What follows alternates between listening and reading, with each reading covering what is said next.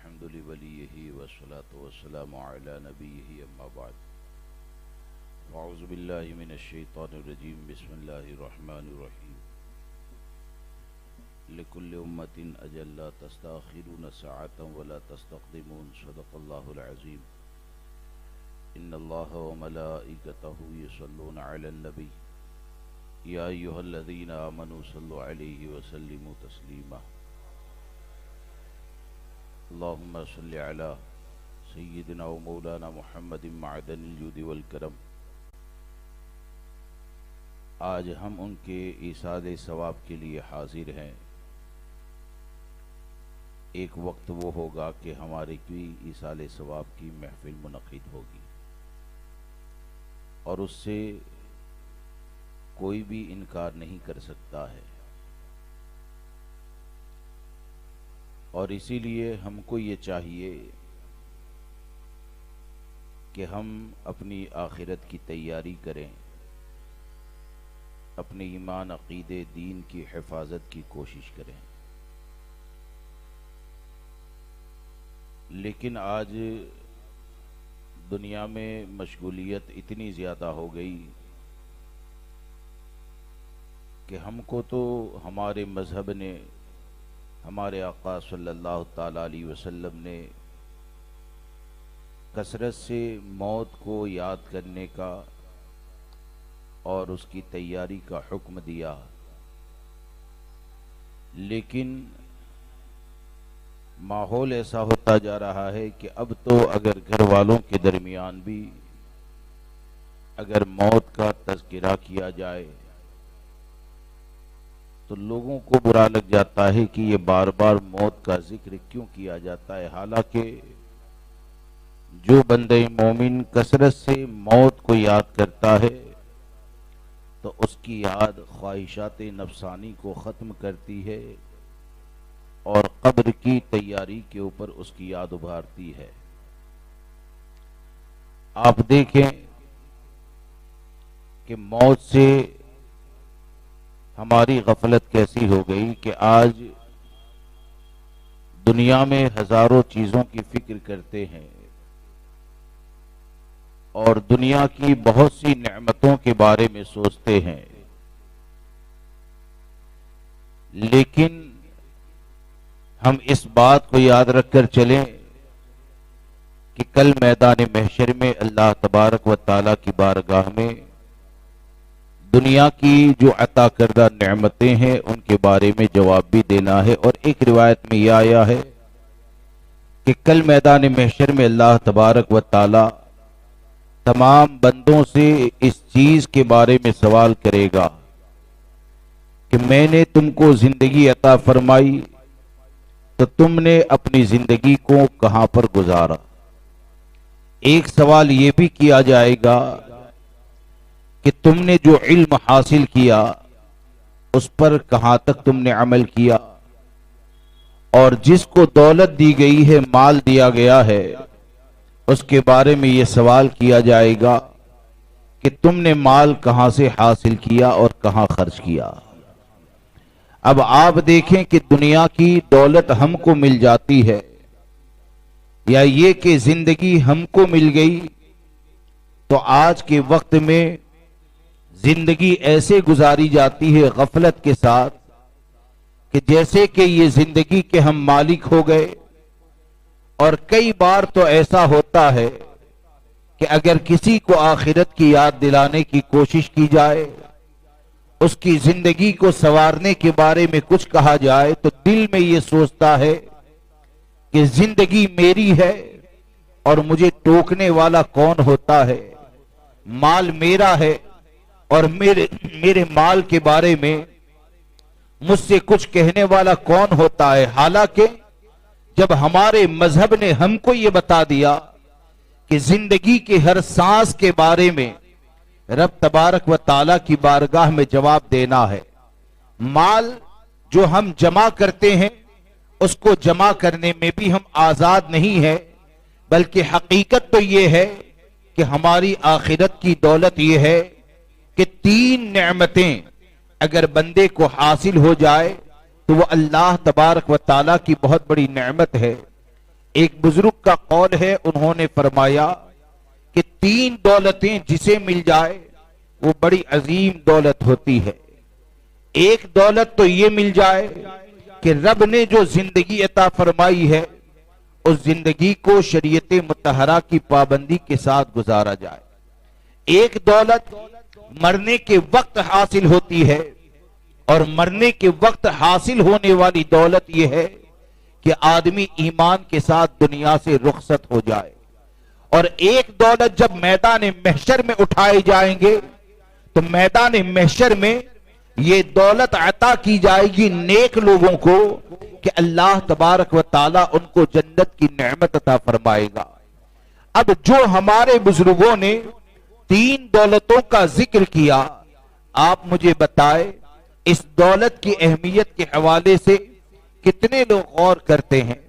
اس کے بارے میں کتنے لوگ سوچتے ہیں؟ ہمارے بزرگوں کی نظر میں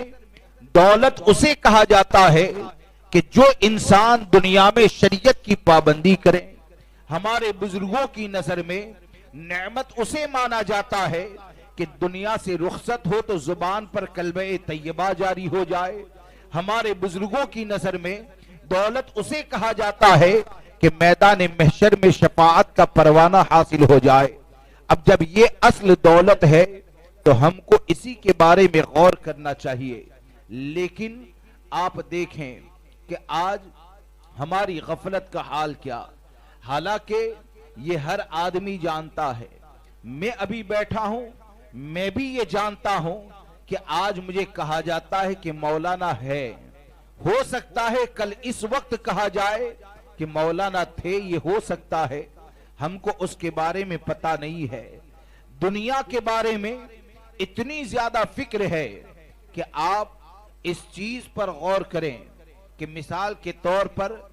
یہاں پر جمع ہونے والے ہم میں سے اکثر وہ ہیں کہ اگر ان کو یہاں سے کہیں جانے کے لیے کہا جائے کہ چلیے 2 دن کے لیے بمبئی جانا ہے، تو اس کو دل میں یقین ہوگا کہ میں سیدھے بمبئی چلا گیا، اس کے بعد بھی میرے گھر والوں کے لیے کھانے پینے کا انتظام ہو جائے گا۔ میں یہ جانتا ہوں کہ 1 ہفتے کے لیے یہاں سے سفر پہ نکل جاؤں تو مجھے اتنا تو یقین ہے کہ میرے گھر میں اتنا سامان چھوڑا ہے کہ وہ اپنا گزارا کر لیں گے۔ لیکن کبھی یہ سوچا کہ دنیا میں 1 ہفتے کا سامان جمع ہو جائے، لیکن آدمی مطمئن نہیں ہوتا ہے، سال کی فکر کرتا ہے، سال کا سامان نسل کی فکر کرتا ہے، نسل کا سامان جمع ہو جائے اس کے بعد بھی دنیا کی نعمتیں جمع کرنے کی کوشش کرتا ہے۔ لیکن کبھی یہ سوچا کہ دنیا میں زندگی گزارنے کے لیے تمہارے پاس 1 ہفتے کا یا مکان ہے یا دکان ہے یا کاروبار ہے، جتنا سامان تم نے دنیا کے لیے جمع کر دیا، اب اگر اچانک ابھی موت آ جائے اور قبر کے حوالے عشاء کے بعد کیا جائے، مغرب کے بعد یا فجر کے بعد اگر کر دیا جائے، تو آپ ذرا بتائیں کہ دنیا کا سامان جمع ہو گیا، قبر کی تیاری تمہارے پاس کیا ہے؟ قبر کی تیاری ہمارے پاس کیا ہے؟ جس یقین کے ساتھ میں یہ جانتا ہوں کہ میں 1 ہفتہ اپنی زندگی کو دنیا میں کھانے پینے کے ساتھ گزار سکتا ہوں، اتنا مال میرے پاس ہے، تو کیا وہی یقین قبر کے بارے میں ہے کہ قبر کا سامان بھی میرے پاس اتنا ہے کہ میں قبر میں سکون سے رہ پاؤں گا؟ تو قبر کا سامان کیا ہے؟ قبر کی تیاری کیا ہے؟ اور ہمارے بزرگوں نے اس قبر کی تیاری کے حوالے سے کیا فرمایا کہ قبر میں آپ کیسے آرام سے رہ سکتے ہیں، قبر میں کیسے سکون سے رہ سکتے ہیں؟ تو سلطان الہند سرکار غریب نواز رضی اللہ تبارک و تعالیٰ نے ایک موقع پر ارشاد فرمایا کہ ہر کسی کا دنیا میں کوئی نہ کوئی محبوب ہوتا ہے جس سے وہ محبت کرتا ہے، جس کو دیکھ کر وہ خوش ہوتا ہے، جس کو دیکھ کر وہ راضی ہوتا ہے۔ آپ نے حضرت شقیق بلخی رحمت اللہ تعالی علیہ اور دوسرے ایک بزرگ کا واقعہ یعنی پیر اور مرید کا واقعہ نقل فرمایا کہ پیر نے مرید سے سوال کیا کہ تم نے میری صحبت میں رہ کر کیا پایا؟ تو انہوں نے اپنے پیر کی بارگاہ میں عرض کیا کہ میں نے آپ کی صحبت میں رہ کر یہ دیکھا کہ ہر کسی کا کوئی نہ کوئی محبوب ہوتا ہے جس کو دیکھ کر وہ راضی ہوتا ہے، لیکن میں نے یہ جان لیا کہ یہ جتنی بھی محبتیں ہیں اگر بہت زیادہ چل جائے تو وہ قبر میں جانے تک ہوتی ہے، لیکن جب قبر میں اتار دیا جائے تو یہ تمام محبوبوں سے رشتہ کٹ ہو جاتا ہے، ٹوٹ جاتا ہے۔ تو میں نے اپنے اوپر لازم کر لیا کہ میں نیکیوں سے محبت کروں، میں نے اپنے اوپر لازم کر لیا کہ میں گناہوں سے بچ جاؤں، شریعت کی پابندی کروں، کیونکہ میں یہ جان گیا کہ یہ تمام محبتیں جب ختم ہو جاتی ہے تو زندگی بھر دنیا میں شریعت پر عمل کرنا یہ قبر کی سکون کا ذریعہ ہو جاتا ہے، قبر کی راحت کا ذریعہ ہو جاتا ہے۔ اس سے کیا سمجھ میں آتا ہے کہ ہمارے بزرگوں نے ہم کو یہ تعلیم عطا فرمائی ہے کہ قبر میں اگر سکون حاصل کرنا چاہتے ہیں تو یہ دنیا میں جو مال کو جمع کر لیا ہے اس مال کی بنیاد پر سکون نہیں دیا جائے گا، دنیا میں جو دولت کو جمع کر لیا ہے اس دولت کی بنیاد پر سکون نہیں ملے گا، بلکہ قبر میں اگر سکون حاصل کرنا چاہتے ہیں تو ہم سب پر لازم یہ ہے کہ ہم اپنے دین کی حفاظت کریں، ہم شریعت مطہرہ کی پابندی کریں، اس پر عمل کریں۔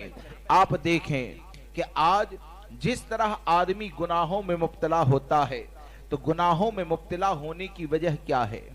گناہوں میں کس لیے مبتلا ہوتا ہے؟ یا تو یہ ہوتا ہے کہ اپنی خواہشات کی بنیاد پر وہ گناہوں میں مبتلا ہوتا ہے، یا گناہ میں پڑنے کا ایک بڑا سبب یہ ہوتا ہے کہ اولاد کی محبت اسے دنیا سے غافل کر دیتی ہے، اور اولاد کی فکر میں یا یہ کہ اولاد کے لیے مال کو جمع کرنے کی فکر میں اس کا حال یہ ہوتا ہے کہ وہ مال اور دولت کو جمع کرتا ہے، غلط راستہ اختیار کرتا ہے،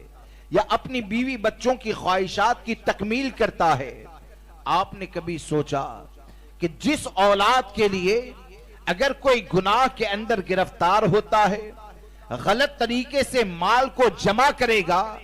تو آدمی یہ سوچتا ہے کہ میں نے اپنی اولاد کے ساتھ احسان کیا، میں نے اپنی اولاد کے ساتھ بھلائی کی، میں نے اپنی اولاد کے لیے یہ جمع کر لیا۔ حالانکہ جب کل میدان محشر میں جمع کیا جائے گا تو ایک روایت کے اندر آیا جس کا خلاصہ کہ آقا کریم صلی اللہ تعالیٰ علیہ وسلم نے سیدہ عائشہ صدیقہ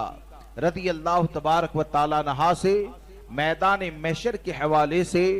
ارشاد فرمایا کہ کل میدان محشر میں لوگوں کو اٹھایا جائے گا تو وہ ننگے پاؤں ہوں گے، ننگے بدن ہوں گے، اور ایسے ہی میدان محشر میں اٹھیں گے مرد اور عورت جیسے کہ ماں کی پیٹ سے بچہ پیدا ہوتا ہے، یعنی جسم پر کوئی بھی لباس نہیں ہوتا ہے، کپڑا نہیں ہوتا ہے۔ سیدہ عائشہ صدیقہ رضی اللہ تبارک و تعالیٰ عنہا نے افسوس کے ساتھ عرض کیا اور عرض کیا یا رسول اللہ علیہ الصلوۃ والسلام، لوگ ننگے بدن اٹھائے جائیں گے؟ تو ہمارے آقا صلی اللہ تعالیٰ علیہ وسلم نے ارشاد فرمایا کہ اے عائشہ، میدان محشر میں جب لوگوں کو ننگا اٹھایا جائے گا تو خوف خدا کی بنیاد پر ان کا حال یہ ہوگا کہ وہ ایک دوسرے کے بدن کی طرف نظر نہیں کریں گے، بلکہ خوف خدا کی بنیاد پر 40 سال تک وہ آسمان کی طرف دیکھتے رہیں گے۔ خوف خدا کی بنیاد پر 40 سال ایسے گزر جائیں گے کہ وہ آسمان کی طرف دیکھتے رہیں گے۔ اور میدان محشر میں دوسری ایک روایت میں آیا کہ میدان محشر میں جب حساب و کتاب کا معاملہ ہوگا تو کوئی کسی کی بنیاد پر ظلم کرتا ہے، کوئی کیا کرتا ہے، حالانکہ حقیقت یہ ہے کہ جس کام سے شریعت مطہرہ نے روک دیا، جس کام کو کرنے سے شریعت نے منع کر دیا، حقیقت میں اسی میں طاقت پائی جاتی ہے، اسی میں نجات کا ذریعہ ہے۔ ورنہ میدان محشر میں حال تو یہ ہوگا کہ اگر کسی کا حق مارا ہے، اگر کسی پر ظلم بھی کیا ہے، تو ظلم کرنے والا، حق مارنے والا یہاں پر تو یہ سوچتا ہے کہ ہم بہت زیادہ طاقتور ہے، ہم نے گھر والوں کے لیے حق مار کر مال کو جمع کر لیا، لیکن کل میدان محشر میں مظلوم اور ظالم کا جب حساب کیا جائے گا تو معاملہ یہ ہوگا کہ وہاں پر تو مال چلے گا نہیں، وہاں پر سکہ یا نوٹ یہ کام آنے والی نہیں ہے۔ جب حساب کیا جائے گا تو ظالم کا جب حساب ہوگا نا تو مظلوم کے جو گناہ ہوں گے وہ ظالم کے کھاتے میں ڈال دیے جائیں گے، اور میدان محشر میں آدمی کا حال یہ ہوگا کہ ایسی پریشانی کے عالم میں کہ ایک مثال کے طور پر ایک روایت میں آیا کہ باپ نیکیوں کی کمی کی بنیاد پر اپنے بیٹے کے پاس جائے گا، اس سے گلے لگ جائے گا اور اس سے چمٹ کر یہ کہے گا دنیا میں تو میرا بیٹا تھا، میں نے تیرے ساتھ یہ کیا فلاں کیا، احسان کو یاد دلائے گا۔ لیکن میدان محشر وہ جگہ ہے کہ میدان محشر میں جب بیٹے کو بھی احسان یاد دلائے گا باپ تو بیٹا ذرہ برابر نیکی دینے سے انکار کر دے گا، یہاں تک کہ وہ اپنی بیوی کے پاس بھی اگر جائے گا تو بیوی کے پاس بھی اگر گیا تو بیوی بھی نیکی دینے سے انکار کر دے گی۔ اور یہ تمام چیزیں ہم کو اس بات کی طرف ابھارتی ہے، ہم کو اس بات کی فکر دیتی ہے کہ ہمارے اوپر لازم یہ ہے کہ اللہ تبارک و تعالیٰ نے یہ جو زندگی عطا فرمائی ہے اس زندگی کو غنیمت جانے اور اس زندگی میں شریعت مطہرہ کی پابندی کی کوشش کریں، دین کی حفاظت کی کوشش کریں اور غفلت کی موت سے بچیں۔ اور غفلت کی موت سے بچنے کا ذریعہ یہ ہے کہ ہم روزانہ اس بات کا محاسبہ کریں، روزانہ اس بات کا حساب کریں کہ ہم نے کتنے نیک کام کیے ہیں اور کس حد تک گناہ سے بچے ہیں۔ میدان محشر میں حال اور معاملہ تو یہ ہوگا کہ گناہ تو گناہ ہے، گناہ تو آج نیکی کرنے میں آدمی کو تکلیف ہوتی ہے، یا یہ کہ نیکی کرنے میں اگر پریشانیوں کا سامنا ہوتا ہے تو پریشانیوں کے سامنے کی بنیاد پر آدمی یہ سوچتا ہے کہ نیکی سے غفلت کر کے جائے، اور طرح طرح کے عذر ان کے پاس ہوتے ہیں۔ کوئی نوکری کی بنیاد پر اللہ کے ذکر سے غافل ہوتا ہے، کوئی بیماری کی بنیاد پر اللہ کے ذکر سے غافل ہوتا ہے، تو کسی کا حال یہ ہے کہ مال بہت زیادہ جمع کر لیا تو مال کی بنیاد پر وہ اللہ کے ذکر سے غافل ہو جاتا ہے۔ اور ان تینوں کے حوالے سے یعنی یہ جو تینوں درجے والے ہیں، چاہے نوکری کی بنیاد ہو، آج تو غلامی کا دور رہا نہیں، لیکن یہ کہ نوکری یہ غلامی کی طرح ہو گئی ہے، ان تینوں کے بارے میں ایک روایت میں یہ آتا ہے کہ کل میدان محشر میں غلام سے جب حساب لیا جائے گا، غلام سے جب حساب لیا جائے گا کہ تو اللہ کے ذکر سے غافل کیوں رہا، اللہ تبارک و تعالیٰ اس سے سوال کرے گا کہ تو نے شریعت کی پابندی کیوں نہیں کی، تو وہ رب تبارک و تعالیٰ کی بارگاہ میں عرض کرے گا یا الہ العالمین میں غلامی کی زندگی گزارنے والا تھا۔ تو اللہ تبارک و تعالیٰ حضرت یوسف علیہ السلام کے عمل کو ان کے سامنے رکھے گا کہ حضرت یوسف علیہ السلام یہ اللہ کے نبی ہیں، اور ان کو ایک وقت کے لیے بظاہر جب غلام بنا لیا گیا تھا تو اللہ تبارک و تعالیٰ فرمائے گا کہ دیکھو یہ میرا یوسف ہے، ایک وقت وہ آیا تھا کہ کسی کی قید کے اندر تو چلا گیا تھا، لیکن یہ کہ اس قید نے میرے یوسف کو اللہ کے ذکر سے غافل نہیں کیا، تو آخر کیسے اللہ کے ذکر سے غافل ہو گیا، اور اس کو یہ کہہ کر دوزخ کے حوالے کر دیا جائے گا۔ پھر ایک بیمار کو لایا جائے گا، بیمار سے سوال تھا، میرا بدن اتنی پریشانیوں کے اندر گرفتار ہو چکا تھا جس کی بنیاد پر میں تیرے ذکر سے غافل ہو گیا۔ حضرت ایوب علیہ السلام کا عمل اس کے سامنے پیش کیا جائے گا اور اس سے یہ کہا جائے گا کہ دیکھو حضرت ایوب علیہ السلام کو اتنی زیادہ بیماریوں میں ہم نے گرفتار کر دیا، لیکن میرا ایوب تو ایسا تھا کہ اس کی بیماریوں نے اسے ہمارے ذکر سے غافل نہیں کیا، تم کیسے میرے ذکر سے غافل ہو گئے، یہ کہہ کر اس کو بھی دوزخ کے حوالے کر دیا جائے گا۔ اور سیٹھ آدمی جو ہوگا، مال والا جو ہوگا، جب اس سے سوال کیا جائے گا کہ اللہ کے ذکر سے غافل کیوں ہوا؟ تو مال والا رب کی بارگاہ میں عرض کرے گا کہ یا الہ العالمین، تو نے اتنا زیادہ مال عطا فرما دیا، تو نے اتنی زیادہ دولت عطا کر دی تھی کہ اس دولت سے مجھے تو فرصت ہی نہیں مل پائی، اس دولت سے میں تو نکل ہی نہیں پایا، جس کی بنیاد پر تیری یاد سے غافل ہو گیا۔ تو اللہ تبارک و تعالی حضرت سلیمان علیہ السلام کے عمل کو ان کے سامنے رکھے گا کہ تم سے کئی گنا زیادہ میں نے سلیمان کو مال عطا فرمایا، دولت عطا فرمائی، سلیمان کو بادشاہت عطا فرمائی، لیکن تم دیکھو کہ سلیمان کو اس کی بادشاہت نے میرے ذکر سے غافل نہیں کیا، یہ کہہ کر اسے بھی دوزخ کے حوالے کر دیا جائے گا۔ مختصر میں یہ ہے کہ ہمارے پاس کوئی بھی میدان محشر میں ایسا عذر نہ ہوگا، اور اسی لیے تو آقا کریم صلی اللہ تعالی علیہ وسلم نے ہم کو نیکیوں کی ترغیب کتنے پیارے انداز میں عطا فرمائی کہ آج جو تکلیف کی بنیاد پر یا تھوڑی سی پریشانی کی بنیاد پر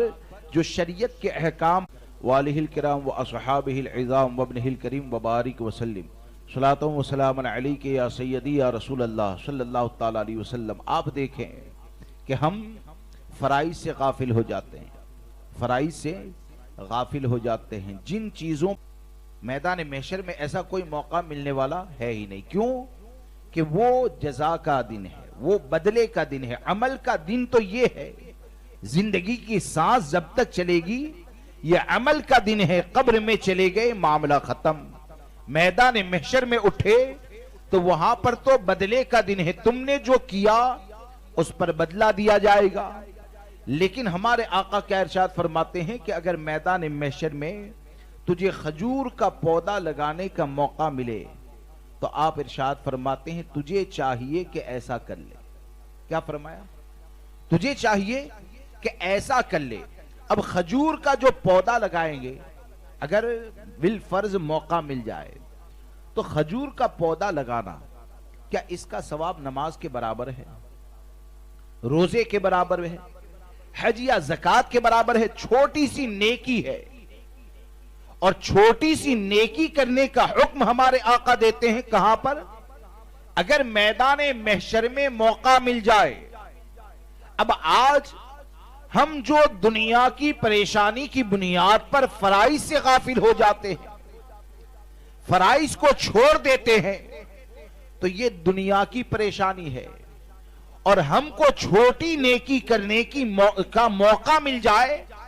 تو اسے کرنے کی ترغیب دلاتے ہیں میدان محشر کے بارے میں، کہ جہاں پر پریشانیوں کا حال یہ ہے کہ پوری دنیا کی پریشانیوں کو جمع کر دیا جائے،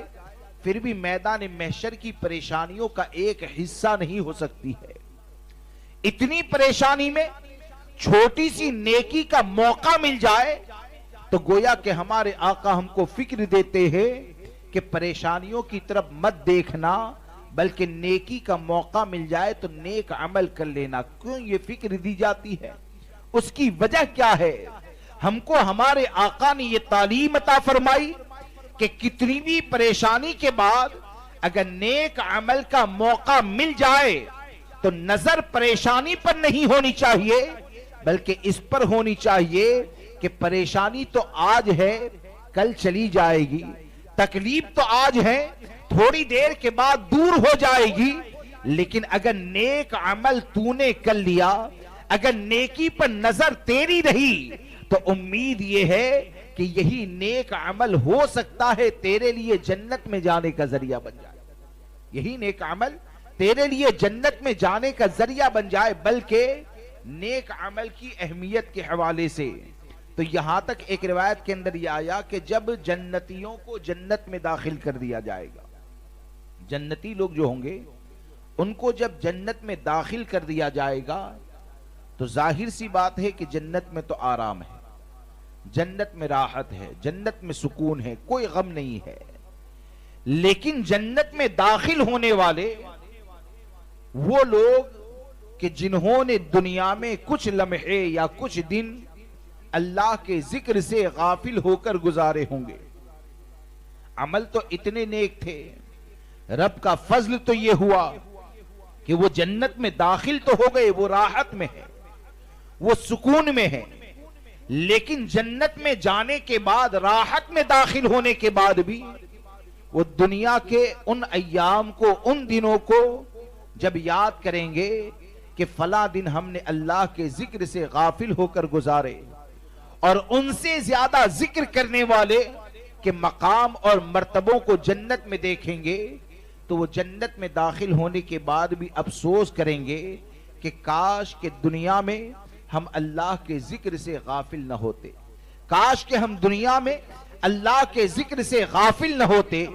اب آپ ذرا سوچیں کہ وہ لوگ جو جنت میں داخل ہو جائے، وہ داخلے کے بعد اللہ کے ذکر سے غافل ہونے پر افسوس کرتے ہیں، تو معاذ اللہ جن کو دوزخ کے حوالے کر دیا جائے گا، جن کو دوزخ میں داخل کر دیا جائے گا، تو وہاں پر افسوس اور حسرت کا عالم کیا ہوگا۔ لہذا ہم سب کی ذمہ داری یہ ہے کہ ہم اپنی آخرت کی فکر کریں، اور یہ دنیا میں ہمارے لیے عبرت کے ہزاروں سامان ہے، یہ دنیا میں ہمارے لیے عبرت کی ہزاروں جگہیں ہیں۔ ہم اگر چاہیں تو اپنی نسل کے لیے عبرت کے سامان مہیا کر سکتے ہیں۔ ہمارے ساتھ سے جو جانے والا ہوتا ہے، وہ جانے والا ہم کو ایک درس دیتا ہے، وہ جانے والے کے ذریعے ہم کو ایک سبق دیا جاتا ہے کہ ہم جیسے آج دنیا سے چلے گئے ہیں،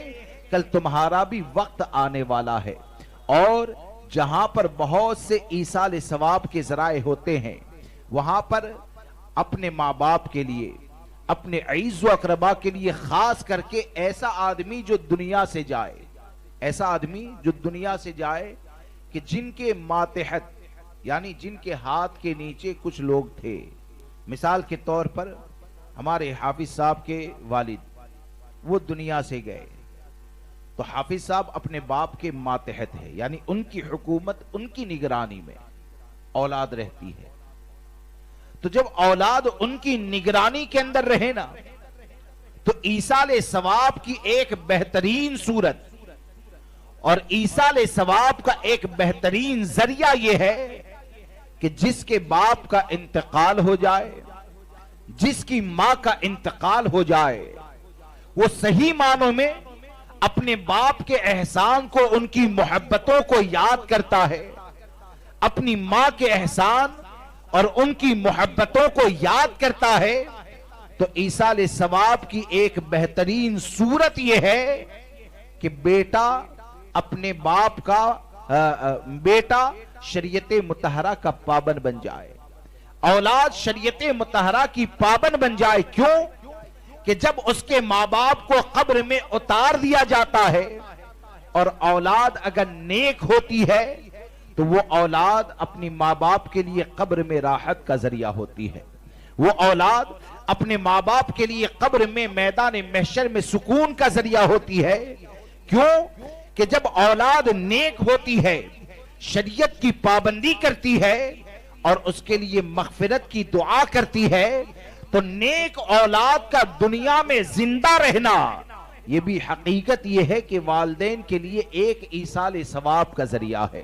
والدین کے لیے ایک بہترین ایصال ثواب ہے۔ تو اس لیے اپنے ماں باپ کے لیے سچی محبت ہم کو ہے، عزیز و اقربا سے سچی محبت ہے، تو ایصال ثواب کا ہمیشگی کا ایک ذریعہ یہ ہوتا ہے کہ ہم نیک بنے، ہم فرما بردار بنے۔ کیونکہ جب اولاد نیک بن جائے گی، اولاد جب شریعت کی پابند بن جائے گی، تو حال یہ ہوگا کہ وہ زمین پر نیک عمل کرے گا، اس کے نیک عمل کی برکتیں اللہ تبارک و تعالی مرنے والے کو قبر میں عطا فرمائے گا۔ اور آخر میں ایک بات یہ کہ ہم سب کو چاہیے، اور یہ ہمارے لیے بڑے افسوس کی بات ہے، کئی بار میں عرض کر چکا ہوں کہ ہمارے لیے بڑے افسوس کا مقام ہے کہ عوام میں سے اکثر ایسے ہیں، یعنی 90% لوگوں کی پوزیشن ایسی ہے کہ انہوں نے اپنے آپ کو دین سے ایسا دور کر لیا ہے کہ حقیقت میں شریعت کی روشنی میں کئی چیزوں میں وہ اپنے ماں باپ کے لیے ایصال ثواب کرنا چاہیں تو اس میں بھی لوگوں کے محتاج ہوتے ہیں، اس میں بھی لوگوں کے محتاج ہوتے ہیں۔ جیسے کہ مثال کے طور پر قرآن خوانی اگر رکھنی ہے تو علماء کو بلایا جاتا ہے نا قرآن خوانی کے لیے، حفاظ کو قرآن خوانی کے لیے بلایا جاتا ہے۔ کیوں بلایا جاتا ہے؟ کیونکہ اس کو خود اس چیز کا احساس ہوتا ہے کہ یا تو قرآن پڑھنا بالکل نہیں آتا ہے، یا یہ کہ ہم تجوید کے ساتھ قرآن نہیں پڑھ سکتے ہیں۔ اب آپ سوچیں کہ جس ماں باپ نے ہمارے اوپر اتنا احسان کیا، ہم کو پروان چڑھایا، اور ہم کو نہ جانے بلکہ یہ کہا جائے کہ آدمی چاہے حافظ بنے، عالم بنے، مفتی بنے، فقیہ بنے، اس کو جو کچھ بھی فضیلت ملتی ہے وہ ماں باپ کے صدقے ملتی ہے۔ اس کو جو بھی فضیلت ملتی، کیوں کہ ماں باپ کے ذریعے دنیا میں وہ آیا تب جا کر عالم بنا ہے، ان کے ذریعے دنیا میں آیا تب جا کر وہ عالم بنا، ڈاکٹر بنا، انجینئر بنا۔ یعنی بنا کب؟ جب ماں باپ کے ذریعے وہ دنیا میں آیا۔ تو جب ہماری ہر فضیلت یہ ماں باپ کے ذریعے ہے تو کم سے کم ہم اتنے تو بن جائیں کہ روزانہ اگر قبر پر نہیں جا پاتے، ہفتے میں اگر قبر پر نہیں جا پاتے، تو کم سے کم ایسے بن جائیں کہ کبھی گاڑی چلاتے وقت اگر ماں باپ کی یاد آ جائے، کبھی گھر کی تنہائی میں ماں باپ کی یاد آ جائے، جب ان کی وراثت میں چھوڑے ہوئے مال کو دیکھ کر ان کی یاد آ جائے، تو کم سے کم اپنے آپ کو اتنا تو بنا لیں کہ کہیں پر بھی بیٹھ کر تجوید کے ساتھ الحمد شریف کی تلاوت کر کے ایصال ثواب کر پائے۔ اگر اتنا بھی اپنے آپ کو بنا لیا تو انشاءاللہ اس کی برکتیں یہ ہوگی کہ آپ کہیں پر بھی رہیں گے، قرآن کی صحیح تلاوت کریں گے تو انشاءاللہ عز و جل اس کی برکتیں اللہ تبارک و تعالی مرنے والے کو قبر میں عطا فرمائے گا۔ اور آج ہمارے پاس یہ نہیں ہوتا ہے، آج یہ نہیں ہوتا ہے، بلکہ فاتحہ پڑھنے جاتے بھی کئی بار دل کے اندر خیال آتا ہے، یعنی جو مخارج بالکل ادا کرنا جانتے ہی نہیں، ان کو قبرستان میں اگر دیکھتے ہیں تو پھول چڑھاتے ہیں، وہ آدھا گھنٹہ بغیر مخارج کی یاسین شریف پڑھتے رہے، قرآن کی تلاوت کرتے رہے، تو دیکھ کر یہ خیال آتا ہے کہ حقیقت میں اس کی طرف سے یہ سوچتا ہے کہ میں بہت کچھ پڑھ رہا ہوں، یہ سوچتا ہے میں بہت کچھ ایصال ثواب کر رہا ہوں، اور حقیقت یہ ہے کہ اس کو پھول ڈالتے ہوئے دیکھتے ہیں تو دل میں میرے یہ خیال آتا ہے کہ اس کی طرف سے حقیقت میں ایصال ثواب صرف یہ ہو رہا ہے کہ یہ پھول کو قبر میں پر ڈالے گا، اور یہ پھول جو تسبیح کریں گے اس سے کی ذریعے برکتیں قبر والے کو عطا کی جائے گی۔ تو اپنے آپ کو تو بنائیں، اپنے آپ کو ایسا بنائیں، اور آپ کے لیے تو ماشاءاللہ فیضان شاہ عالم کی اتنی سب برانچیں ہیں، یہ سرکار شاہ عالم رحمت اللہ تعالی علیہ کا فیضان ہے کہ تو کم سے کم اتنا کریں کہ قرآن کی صحیح تلاوت کریں اور عقائد اہل سنت و جماعت پر سختی سے قائم رہیں اور گمراہیت سے بچنے کی کوشش کریں۔ اللہ تبارک و تعالی مجھے آپ کو سب کو عمل کی توفیق عطا فرمائے۔